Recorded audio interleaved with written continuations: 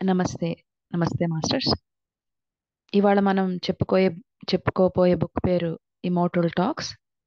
ఇది రాసిన వాళ్ళు ఆయన ఆయన పేరుతో చెప్పుకోవడానికి ఇష్టపడలేదు. శూన్య అనే ఉంటుంది. సో, ఆమ్, ఆ బుక్ ఎవరు రాశారనేది మనకి కరెక్ట్‌గా తెలీదు. కానీ ఎందుకంటే నేను అనుకోవడం ఆయన పేరు కన్నా దాంట్లో ఉన్న కంటెంట్ ఇంపార్టెంట్ అని ఫీల్ అయ్యారని నేను అనుకుంటాను. సో, ఇది ఎక్కడ మొదలవుతుందంటే, అంటే ఈ రాసిన ఈ మనిషి, ఈ శూన్య అన్న ఆయన, ఈ బుక్‌లో ఒక భాగం. అంటే ఆయన కూడా ఆ స్టోరీలో ఉన్నారు. సో, ఒక రకంగా తన స్టోరీ రాసుకున్నారు. దాంతో పాటు హనుమత్ స్వామి ఏం చెప్పారు అన్న దాన్ని ఆయన బయటకు తీసుకురావడానికి ట్రై చేస్తూ, ఆ హనుమత్ స్వామి చెప్పిన కంటెంట్‌తో పాటు తను కూడా దీంట్లో ఎలా భాగమయ్యారన్నదాన్ని రాసుకున్నారనమాట. అంటే ఆయన జీవితంలో జరిగిన దాన్ని రాసుకుని, ఆయనకి వచ్చిన జ్ఞానాన్ని కూడా అందరికీ పంచడానికి ఈ బుక్‌లో ట్రై చేశారు. యాక్చువల్‌గా ఇవి 2 పార్ట్స్. ఫస్ట్ బుక్ ఏమో 6 చాప్టర్స్. రెండోది కూడా 6 చాప్టర్స్ అనుకుంటున్నాను. సో, మొత్తం 12 చాప్టర్స్. కానీ ఫస్ట్ బుక్ యొక్క కంటిన్యూయేషనే రెండో బుక్. So, part 1, part 2. అయితే ఈ బుక్ మొదట ఎక్కడ మొదలవుతుందంటే, అంటే మొదలవుతుంది కానీ మధ్యలో కూడా వాళ్ళొస్తారు. సో, కొంచెం మనం కనెక్ట్ చేసుకోవాలి ఈ బుక్‌ను కూడా. ఆహ్, మొదలవ్వడం ఎలా మొదలుపెడతారంటే, ఒక అడవిలో ఒక ఒక ఆఫ్టర్‌నూన్, ఒక మధ్యాహ్నం టైంలో ఒక అడవిలో ఒక ముగ్గురు ఆహ్, ఇద్దరు మిడిల్ ఏజ్ పీపుల్ ఒక చెట్టు వెనకాల దాక్కుని చూస్తూ ఉంటారనమాట. సో, వాళ్ళు అబ్జర్వ్ చేస్తున్న ఒక గ్రూపు ఒక తెగ ఒక తెగకి చెందిన మనుషులని వీళ్ళిక్కడి నుంచి అబ్జర్వ్ చేస్తూ ఉంటారు. ఆ ఆ మనుషులు ఆ తెగకి చెందిన వాళ్ళు ఆహ్, అంటే అనాగరికులు అనవచ్చు వాళ్ళని. వాళ్ళేమో ఈ ఆహ్, కట్టెలన్నీ కలెక్ట్ చేసుకుంటున్నారనమాట. సో, వాళ్ళని వీళ్ళు అబ్జర్వ్ చేస్తూ ఉంటారు దూరం నుంచి.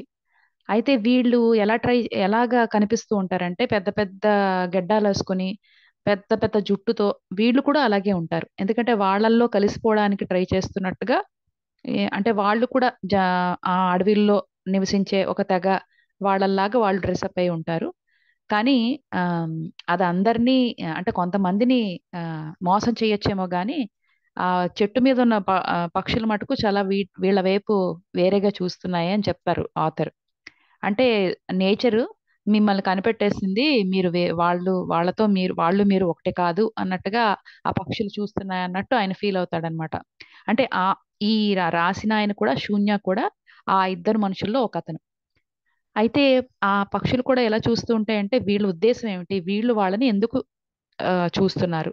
ఎందుకంటే వాళ్ళు కంప్లీట్‌గా నేచర్‌తో బతికిన మనుషులు. వీళ్ళేమో సిటీస్‌లో ఉన్నవాళ్ళు అలాగా. సో, వీళ్ళకి వాళ్ళతో పనేంటి అన్నట్టు నేచర్ అబ్జర్వ్ చేస్తోంది అన్నట్టుగా మనకనిపిస్తుందనమాట. అయితే వాళ్ళలో ఒకాయన అంటాడనమాట. ఇవాళ కూడా వేస్ట్ అయిపోయింది. మనం ఎన్నాళ్ళ నుంచో వీళ్ళని చూస్తున్నాం. మనకేంటి మనం ఎందుకోసం ఇక్కడికొచ్చామో, వాళ్ళని ఎందుకు అబ్జర్వ్ చేస్తున్నామో ఆ విషయం అయితే మనకు తెలియట్లేదు. సో, అందుకు ఇంకా మనం ఆ పక్కతన్ని హనూదాస్ అని పిలుస్తూ ఉంటాడనమాట. సో, హనూదాస్ మనం ఇంకిక్కడ వీళ్ళలో ఏ స్పెషాలిటీ లేదు. మనం ఇంక వీళ్ళని అబ్జర్వ్ చేసే పని లేదు. ఎందుకంటే మనకేమీ కనిపించట్లేదిక్కడ. ఇక్కడ హనుమత్ స్వామి ఇక్కడ ఉన్నట్టు వీళ్ళకి ఏదో హనుమత్ స్వామి గురించి తెలిసినట్టు కూడా ఏమీ కనిపించట్లేదు. సో, అందుకు వీళ్ళేం స్పెషల్ కాదు. సో, ఇక్కడి నుంచి మనం మూవ్ అయిపోదాం. ఇంకొక చోటకి వెళ్లి వెతుకుదాం అని అంటాడనమాట. అంటే అప్పుడు ఈ హనుదాస్ అన్న ఆయన ఏమంటాడంటే, స్వామీజీ మీరు ఆయన పేరు స్వామీజీ అనమాట. ఆయన అలాగే పిలుస్తారు. సో, మీరన్నది కరెక్టే అవ్వచ్చు అని అతను కూర్చుండిపోతాడనమాట. అయితే ఆ ట్రైబల్ పీపుల్ ఇంకా అతనికి కనిపిస్తూనే ఉంటారు. సో, ఆహ్, ఒక కన్ను వాళ్ళ వైపు వేసే ఉంచుతాడు ఇంకా కూర్చుని అలాగా ఆలోచిస్తూ ఉంటాడనమాట. అతను ఏం చేస్తున్నాడంటే ఈ హనుదాస్ అన్నతను ఈ స్వామీజీతో ఒక ఈ ఈ తెగ వాళ్ళని అప్పుడే కొన్నాళ్ళ నుంచి అబ్జర్వ్ చేస్తున్నారన్నమాట. ఎందుకంటే వీళ్ళకి ఈ తెగ వాళ్ళకి హనుమత్ స్వామి కనిపిస్తారు. ఎన్నాళ్ళకి 41 ఏళ్లకొకసారి. సో, వాళ్ళకి కనిపించి వాళ్ళకి జ్ఞానం ఇస్తారు అని వీళ్ళకెవరో చెప్పారనమాట. ఈ హనుదాస్‌కి ఇన్ఫర్మేషన్ వచ్చింది. అది ఎలా వచ్చింది? అసలు ఈ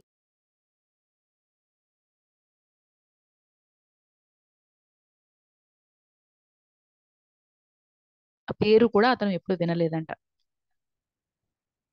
సో ఎందుకంటే అతను కెనడాకి చెందిన మనిషి, అక్కడ సిటిజన్ అన్నమాట. సో ఈ అసలు హిందూ రిలీజియన్ గురించి కానీ అతనికి ఏమీ తెలియదు. అతని ఓన్ రిలీజియన్ గురించి కూడా అతనికి తెలియదు అని చెప్పుకుంటాడు. అంటే ఒక టొరాంటోలో సిటీలో ఉంటూ ఉంటాడు. కానీ ఒక దురదృష్టకరమైన సంఘటనలో వాళ్ళ వైఫ్ని కోల్పోతాడు యాక్సిడెంట్లో. అలాగే ఉన్న ఒక కొడుకు కూడా డ్రగ్స్, మళ్ళా స్కిజోఫ్రెనియా అని ఒక మెంటల్ డిసీజ్ వచ్చి, చిన్నవాడు 20 20s లో ఉన్న అతను, అతను కూడా చచ్చిపోతాడు అనమాట. సో వైఫ్ చచ్చిపోతుంది, తర్వాత కొడుకు పోతాడు.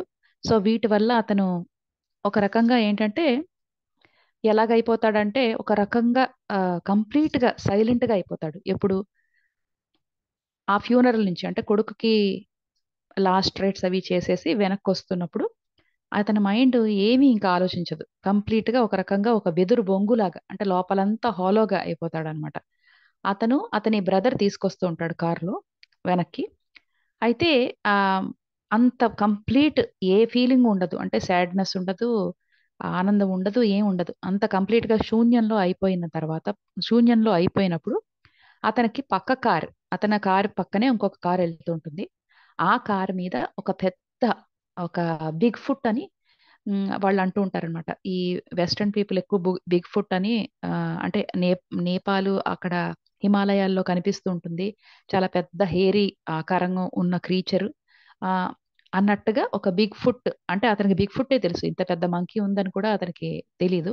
సో ఆ బిగ్ ఫుట్ లాంటి ఒక ఆకారము ఆ కారుతో పాటు అది కూడా ఫ్లై అవుతూ వెళ్తున్నట్టు, అంటే కారు మించి కారుతో పాటు ఎగురుతూ వెళ్తున్నట్టు కనిపిస్తుంది.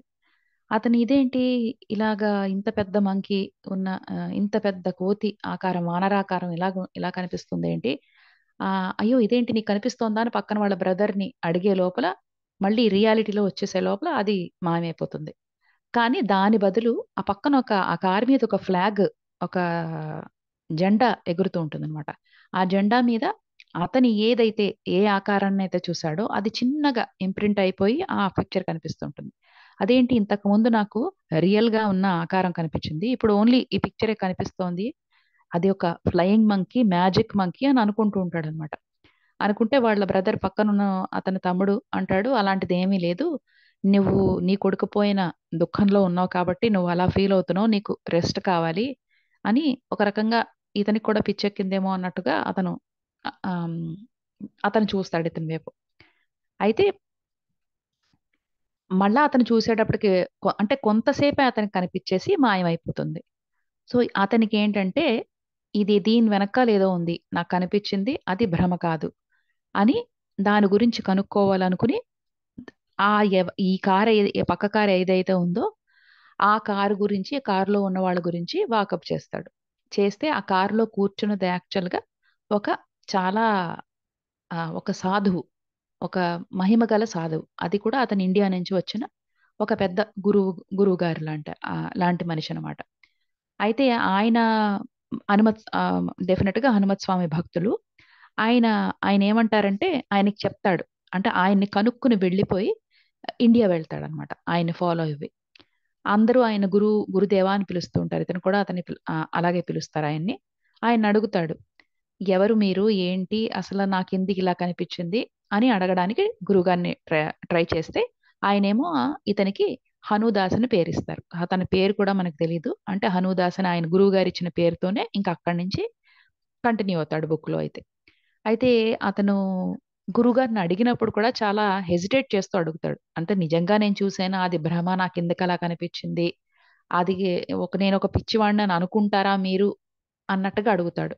అప్పుడు గురువుగారు ఏమంటారంటే అది భ్రమ కాదు, నిజంగానే నీకు ఆ చిరంజీవి అయిన హనుమత్ స్వామి కనిపించారు ఆ రోజు అని అంటారనమాట. అని ఇతను అప్పటికే కొన్ని నెలలు అయిపోతుంది ఇండియా వచ్చేసి, మొత్తం అతని టొరాంటోలో కెనడాలో మొత్తం అంతా వదిలేసి వచ్చేస్తాడు. అతను ఎంతలా వదిలేసి వచ్చేసి ఎంతలా చేస్తాడంటే ఆఖరికి గురువు ఇచ్చిన కొత్త పేరు తప్ప అతనికి ఇంకేమీ లేదు. ఇంకోటి ఏంటంటే కంప్లీట్ గా ఒక్కసారి ఆ డివైన్, ఆ హనుమత్ స్వామిని చూసిన తర్వాత కంప్లీట్ గా అతను సరెండర్ కూడా అయిపోతారు. అయితే అప్పుడు గురుదేవుడు ఇంకోటి కూడా చెప్తారు ఏంటంటే, హనుమత్ స్వామి నిజంగానే నా కారు మించి ఫ్లై అవుతున్నారు. ఎందుకంటే ఆయన ఉద్దేశం ఏంటంటే, ఈ గురువు గారు అన్ని చోట్లకి వెళ్ళి ఎవరైనా చాలా కష్టాల్లో ఉంటే వాళ్ళని ఆదుకుంటూ ఉంటారు. మొత్తం, మొత్తం వరల్డ్ అంతా తిరుగుతూ ఉంటారట ఆయన. అలాంటప్పుడు కొన్ని కొన్ని ఈవిల్ ఫోర్సెస్ అంటే కొన్ని కొన్ని ఈ చెడు దుష్ట శక్తులు ఉంటాయి కదా! వాటికి ఇష్టం ఉండదు. Negative energies.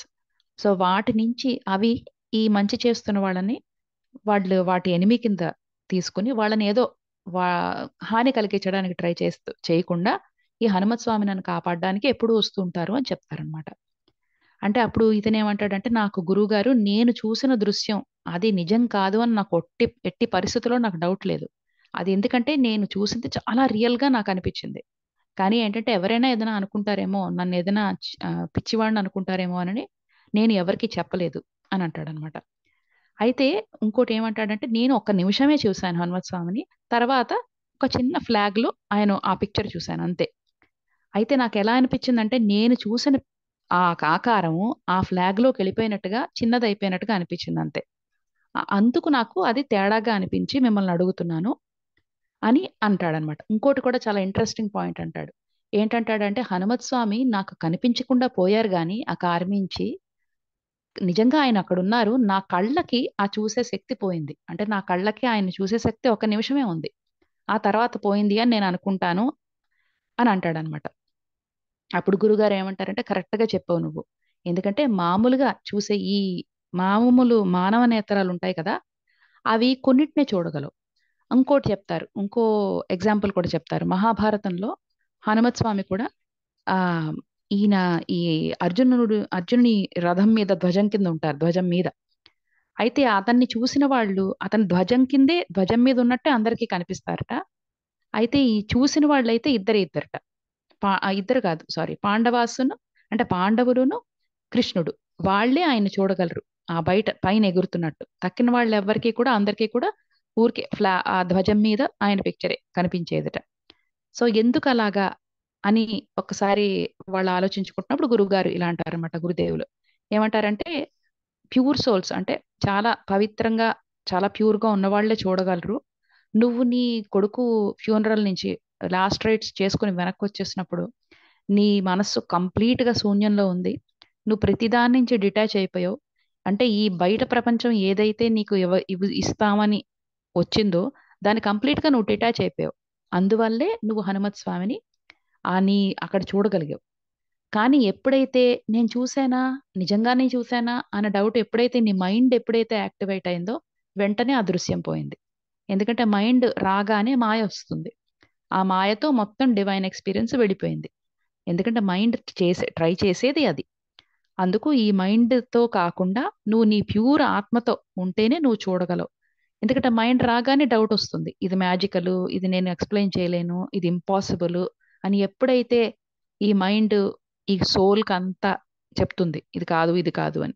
అప్పుడు దానివల్ల ఆ సోల్ చేసేదంతా పోయి మైండ్ చేసేది ఎక్కువైపోయి నువ్వు చూడలేవు అని చెప్తారనమాట. అయితే ఎప్పుడైతే నువ్వు ప్యూర్ అవుతుందో మళ్ళా నువ్వు చూడగలవు అని చెప్తారనమాట. అయితే ఇప్పుడు ఏమంటారంటే అతను, మరి నేనేం చేయాలిప్పుడు? మరి నా ఆత్మ మళ్ళా ప్యూర్‌గా అవ్వాలంటే నేనేం చేయాలి? ఎందుకంటే నాకు ఆల్రెడీ ఉన్న ఫ్యామిలీ అంతా లూజ్ అయిపోయాను. అంటే ఒకవేళ ఫ్యామిలీ లాస్ అయితేనే నా మైండ్ ప్యూర్‌గా అవుతుంది, ఎంప్టీగా అవుతుంది అంటే ఇంక నాకెవరు ఏ ఫ్యామిలీ కూడా లేదు లూజ్ అవ్వడానికి. ఎందుకంటే ఉన్నవాళ్ళిద్దరూ పోయారు. సో, ఇప్పుడు నేనేం చేస్తే నా సోల్‌ని మళ్ళా ప్యూరిఫై చేసుకోగలను అని అడుగుతారు. బట్ అలా అడిగినప్పుడు కూడా ఆయన చాలా జాలిగా అడుగుతాడు. అంటే ఆహ్, ఒక ఒక ఏమిటంటారు? ఒక సింపతి కావాలన్నట్టుగా అడుగుతారనమాట. గురువుగారి దగ్గర నుంచి. ఒక సింపతి కోరుకుంటాడతను. అప్పుడు గురువుగారు ఏమంటారంటే, ఒక అవేర్ సోల్ అంటే అవేర్‌నెస్ ఉన్న సోల్ ఒకటే చాలా ప్యూర్ సోల్ అంటారనమాట. అని ఆయన దగ్గర ఒక బర్డ్ ఒక పెట్ ప్యారట్ ఉంటుంది. అంటే చిలకుంటుంది. దాంతో ఆడుకుంటూ మాట్లాడతారనమాట. అయితే నువ్వు ఎవరికైతే అవేర్‌నెస్‌లో ఉంటుందో అది చాలా ప్యూర్ సోల్. కానీ నువ్వు ఎక్కడికెళ్తున్నావు? అంటే అవేర్‌నెస్ అంటే ఏంటి? నువ్వు ఎవరివు? నువ్వు ఎక్కడికెళ్తున్నావు? అంటే నీ గోల్ ఏంటి ఈ జీవితంలో? ఇది క్లియర్‌గా తెలిసిన వాళ్ళు అవేర్‌నెస్ ఉన్న సోల్స్ అంటారనమాట. అంటే ఇతనేమంటాడంటే, నాకు నేనెక్కడికెళ్తున్నానో నాకు తెలుసు. నాకు నా జీవితాంతం మొత్తం ఈ జీవితంలో మిగిలిన జీవితం అంతా మీ పాదాల చెంతే గడిపేయాలి. అలాగే నేను సుప్రీం ట్రూత్ అంటే నిజమైన జ్ఞానం ఏదుందో, నిజమైన సత్యం ఏదుందో అది నేను తెలుసుకోవడానికి ట్రై చేయాలి. నేను అది తెలుసుకోవాలి. అది ఈ 2 నా గోల్స్ అంటారు. అయితే అప్పుడు గురువుగారు ఏమంటారంటే, ఆ వచ్చిన రెస్పాన్స్, ఆ వచ్చిన ఆన్సర్ నీ మైండ్ నుంచి వస్తోంది. కానీ నీ సోల్ నుంచి రావట్లేదు అని అంటారనమాట. అంటే ఈ హనుదాస్‌కి ఏం చెప్పాలో అర్థం కాదు. అప్పుడు ఈయనేమంటారంటే, హనుదాస్ ఈ సోల్ అన్నది ఏంటవుతుందంటే చాలా మందికి అంటే చాలా మంది మనుషులు ఈ ఈ కాలంలో ఈ కలికాలమో ఏమో ఏ కాలం అంటారో ఈ కాలంలో ఉన్న మనుషులకి చాలా మంది సో వాళ్ళ సోల్స్ అవి పడుకుని ఉంటాయిట. అంటే నీ సోల్ అన్నది ఒక చిన్న కొంత టైంకి లేచింది, నిద్ర లేచింది. అప్పుడే చూడగలిగింది. ఎప్పుడైతే నీ కొడుకుని నువ్వు పాతిపెట్టి వెనక్కొస్తున్నావో అప్పుడు నీ సోలు కొంతసేపు మేల్కొందది. మళ్ళా వెనక్కెళ్ళిపోయి మళ్ళా పడుకొని పోయింది. అందుకు నువ్వు చూడడం మానేసావు. అంటే డివినిటీ అన్నది, ఈ దైవత్వం అన్నది నీకు కనిపించలేదు. ఎందుకంటే ఎప్పుడైతే నువ్వు పడుకుంటావో ఈ ఏలియన్ సోల్స్ అంటే బయట ఏవైతే నెగెటివ్ సోల్సో వేరే మన సోల్ కాకుండా వేరే సోల్స్ ఏవైతే ఉంటాయో అవి మన బాడీని చార్జెస్ తీసుకుంటాయి. బాడీ ఒకటే కాకుండా మైండ్ కూడా.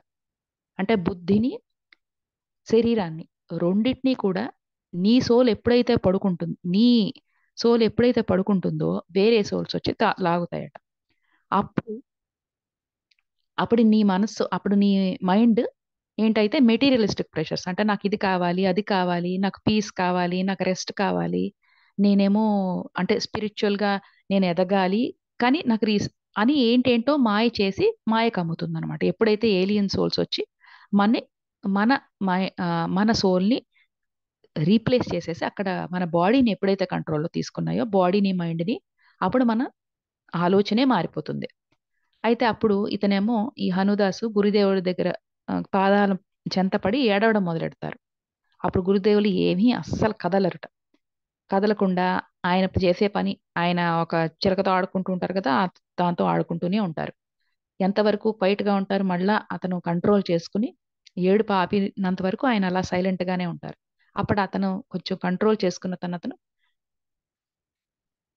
కూర్చున్న తర్వాత అప్పుడు గురుదేవులు మాట్లాడతారనమాట. ఇప్పుడు నువ్వు ఇలా ఏడిచావు కదా! అది నువ్వు కాదు. అది నీ సోల్ కాదు. అది నీ మనస్సు చేసింది. ఎందుకంటే నువ్వు చాలా పవర్‌ఫుల్ సోల్‌వి. ఆ సోల్ మన చిరంజీవి అయిన హనుమత్ స్వామి కనెక్ట్ అయ్యి ఉంది. కానీ నీ మైండ్ ఏమవుతుంది? అదొక వీక్ స్లేవ్. అదంటే ఒక బానిస. దేనికంటే ఈ మాయ అన్న ఈ భౌతిక ప్రపంచంలో ఉన్న మాయకి ఒక బానిస.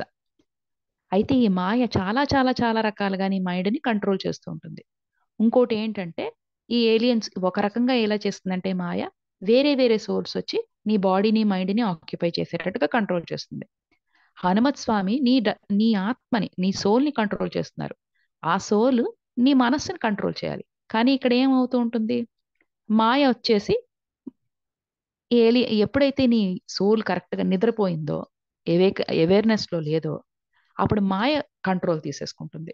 మాయ కంట్రోల్ తీసుకొని మైండ్‌ని కంట్రోల్ చేసేస్తుంది మనస్సుని. ఎలా కంట్రోల్ చేస్తుంది? వేరే సోల్స్‌ని వాటన్నిటిని రానిస్తుంది. ఆ మైండ్ వాటి నుంచి డైరెక్షన్స్ తీసుకుంటుంది. అంటే హనుమత్ స్వామి నుంచి డైరెక్ట్‌గా సోల్ తీసుకొని సోల్ మైండ్‌ని కంట్రోల్ చేయకుండా మైండే సోల్‌ని కంట్రోల్ చేస్తుంది. సోల్‌ని కంట్రోల్ చేసేటప్పుడు సోల్ ఒక ఇగ్నోరెన్స్ అంటే ఒక ఏమిటంటారు తెలియనితనం వాటిల్లోకెళ్ళిపోతుందనమాట. కంప్లీట్‌గా అలర్ట్‌నెస్ అంతా దానికి పోయి, ఇంకా మనకి పైనుంచి అంటే డివినిటీ నుంచి వచ్చిన ఆర్డర్స్‌ని అస్సల ఇంక తీసుకోదు. అలా చెయ్యాలంటే నువ్వు నీ సోల్‌ని అవేకెన్ చేయాలంటే నిద్ర లేపాలి అని అంటారనమాట.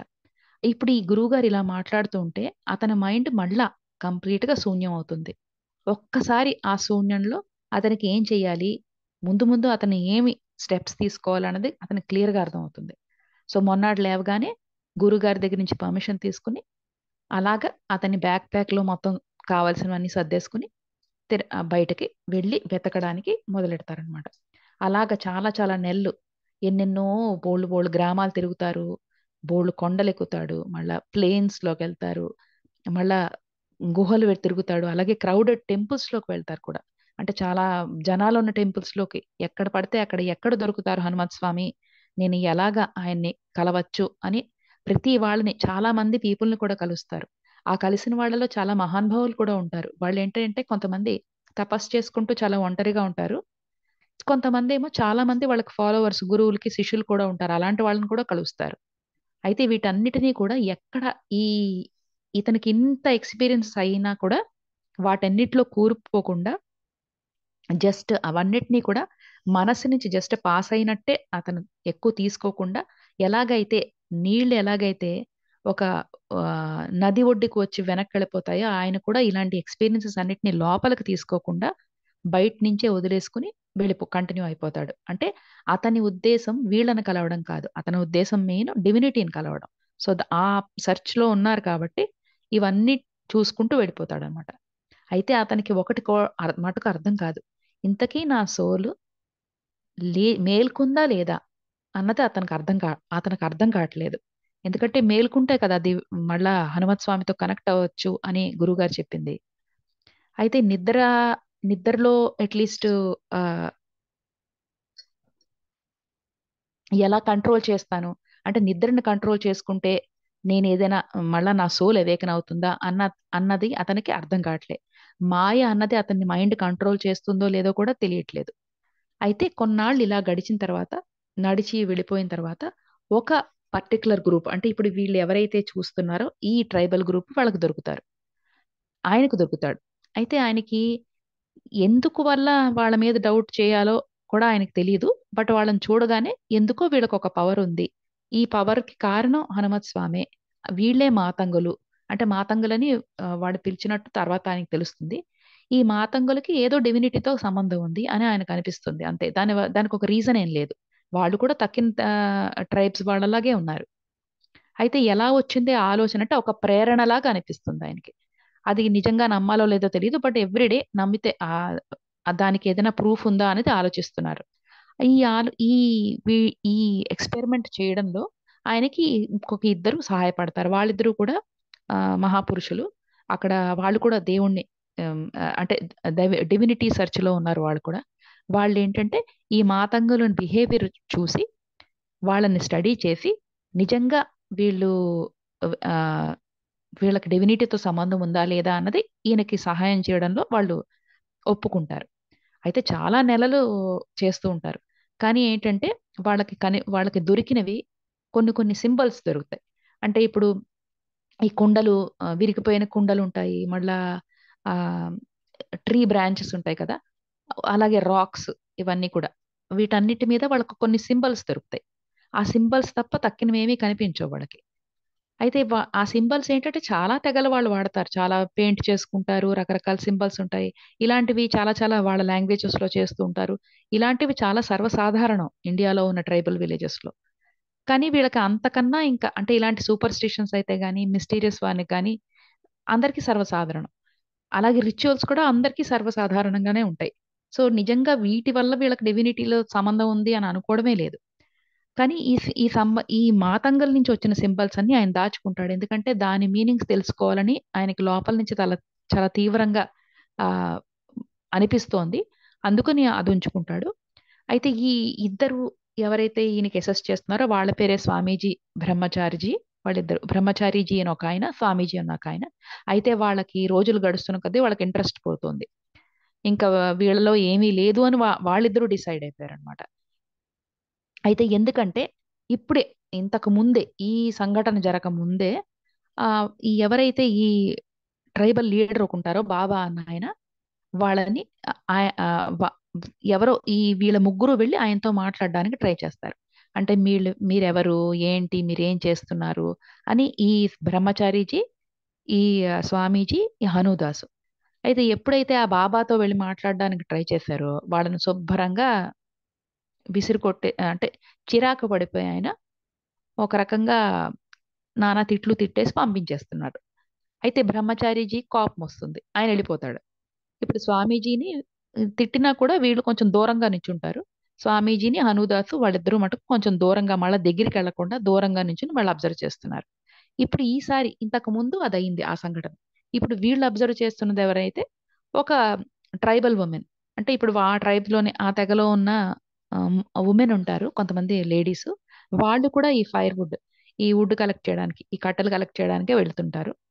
సో వాళ్ళని అబ్జర్వ్ చేస్తున్నారు.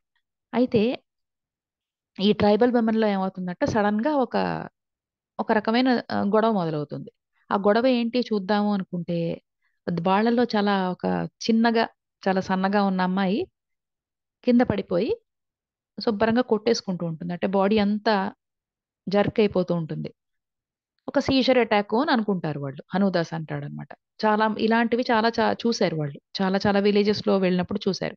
అదేదైనా కావచ్చు. అంటే కొంతమందేమో దాన్ని దెయ్యం పట్టిందనంటారు. కొంతమందేమో పూనకాలొచ్చిందంటారు. సో, అతనికి ఆహ్, ఇది పెద్ద సాధారణమైన విషయమే. ఇది ఏదో సీజర్ ఏదో వచ్చు. ఆ అమ్మాయికొచ్చి ఉంటుంది అని అనుకుంటాడు.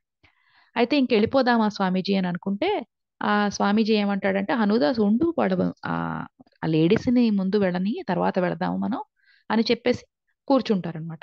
ఇంతట్లో ఎప్పుడైతే ఆ అమ్మాయికి ఆహ్, ఫిట్స్ అయితేనేంటి, సీజర్ అటాక్ అయిపోయిన తర్వాత, ఆ అమ్మాయి ఒక చెట్టు కింద ఆ అమ్మాయిని పడుకోబెడతారు.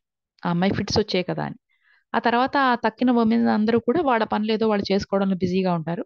అప్పటికి ఆ హనూదాస్‌కి వాళ్ళ కొడుకుని ఆయన ఎప్పుడైతే బెరీ చేసి వెనక్కొచ్చినప్పుడు వచ్చిన ఫీలింగే ఒక రకమైన శూన్యమైన ఫీలింగ్ వస్తుందతనికి సడెన్‌గా. ఆ ఆ మొమెంట్‌లో ఎప్పుడైతే అతను శూన్యంలోకి వెళ్తాడో, అదే మొమెంట్‌లో ఆ అమ్మాయి చుట్టూ ముగ్గురు మనుషుల్లాగా ఉన్న ఫిగర్స్. కానీ లైట్ ఫిగర్స్ అన్నమాట. అంటే మామూలు కళ్ళకి కనిపించరు. ట్రాన్స్‌పరెంట్‌గా అలాంటి ఉన్న ఫిగర్స్ ఆ చుట్టూ ఆ ట్రైబల్ వుమెన్ నిద్రపోతున్న ఆమ వుమెన్ చుట్టూ ఉన్నట్టు కనిపిస్తారు. వెంటనే ఒక్క నిమిషమే. ఆ తర్వాత మళ్ళా నిజంగా కనిపించారా లేదా అని అతను అనుకునే టైంలో మళ్ళా ఆ ఫిగర్స్ మాయమైపోతాయి. ఆ తర్వాత ఆ అమ్మాయి లేస్తుంది.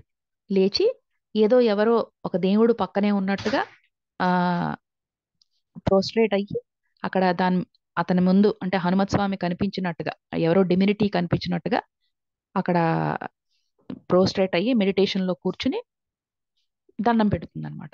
ఇంతట్లో స్వామీజీ కూడా లేస్తారు మెడిటేషన్ నుంచి. స్వామీజీ లేచి ఏంటవుతోంది అని చూసేటప్పటికి ఈ వుమెన్ ఇలాగా ఈ లేడీ ఇలా ఉంది. ఇక్కడేమో దండం పెట్టుకుంటూ ఉంటోంది. అంటే ఆయన పెద్ద పట్టించుకోడు. ఏదో మామూలుగా ఆవిడ దండం పెట్టుకుంటుందేమో అని అనుకుంటాడు. కానీ ఎప్పుడైతే హనూదాస్ ఇవన్నీ చూస్తూ ఉంటాడో అతనికి డైరెక్ట్‌గా తెలుస్తుంది. ఈవిడ ఎవరినో చూసింది. హనుమత్ స్వామినే చూసింది. కానీ తక్కిన వాళ్ళు ఎవరికీ కనిపించట్లేదు. సో, డెఫినిట్‌గా ఈ సోల్ ఈ తెగ గురించే నేనొచ్చాను.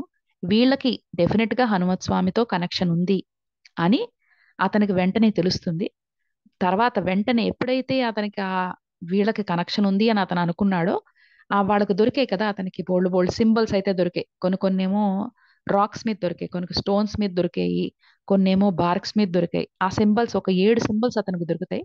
వాటిని అంటే డిసిఫర్ చేస్తాడు. అంటే ఆ సింబల్స్ మీనింగ్ ఏంటి అన్నది ఆయన డీకోడ్ చేస్తాడు. ఆ డీకోడ్ చేసిందే ఆ పజిల్ డీకోడ్ ఎప్పుడైతే చేస్తాడో దాన్ని ట్రాన్స్‌లేట్ చేస్తే అది ఇలాగా ట్రాన్స్‌లేట్ చేస్తారనమాట. ఆహ్, ఆహ్, ఎవ్ ఈ చిరంజీవి అయిన హనుమత్ స్వామి ఈ తెగకి చాలా సుప్రీం నాలెడ్జ్ ఇవ్వడానికి అంటే ఈ మాతంగులు అన్న తెగ ఆయన శిష్యులు. వాళ్ళకి సుప్రీం నాలెడ్జ్ ఇవ్వడానికి ప్రతి 41 ఏళ్లకి ఈ తెగకి, ఈ ప్లేస్‌కి ఇక్కడికొచ్చి వాళ్ళకి ఇస్తూ ఉంటారు అని ఒక పజిల్ ఆయనకి దొరికిన ఆ సింబల్స్‌తో ఆ పజిల్‌ని ఆయన డీకోడ్ చేస్తే అది వస్తుందనమాట ఆ ఇన్ఫర్మేషన్. అలాగే దీని తర్వాత కూడా వచ్చే నెలల్లో కూడా అంటే వచ్చే చాలా చాలా ముందు వచ్చే నెలలో కూడా ఆయన రకరకాల థౌసండ్స్ ఆఫ్ సింబల్స్ ఇలాంటివి వేల కొద్ది సింబల్స్‌ని ఆ తెగ నుంచి కలెక్ట్ చేసి ఆ పజిల్స్‌నన్నీ డీకోడ్ చేసి ఆ డీకోడ్ చేసిందంతానేంటంటే హనుమత్ స్వామి ఈ డిసైపుల్స్‌కి అంటే ఆయన శిష్యులకి ఇచ్చిన నాలెడ్జ్ అన్నమాట. అదంతా ఆయన డీకోడ్ చేస్తాడు. ఆ డీకోడ్ చేసిందే ఈ తక్కిన ఇద్దరు సేజెస్ ఉంటారు కదా! బ్రహ్మచారీజీ, మళ్ళా స్వామీజీ వీళ్ళతో కలిపి ఈ ఈ పజిల్స్‌నన్నిటిని డీకోడ్ చేసి వాటన్నిటిని ఆయన డాక్యుమెంట్ చేసి దాన్ని ఇమ్మోర్టల్ టాక్స్ అని పేరు పెట్టి అది మనకిచ్చారు అని ఈ ప్రోలాగ్‌లో మనకి చెప్పారు మాస్టర్స్. అదే ఈ ప్రోలాగ్. Thank you.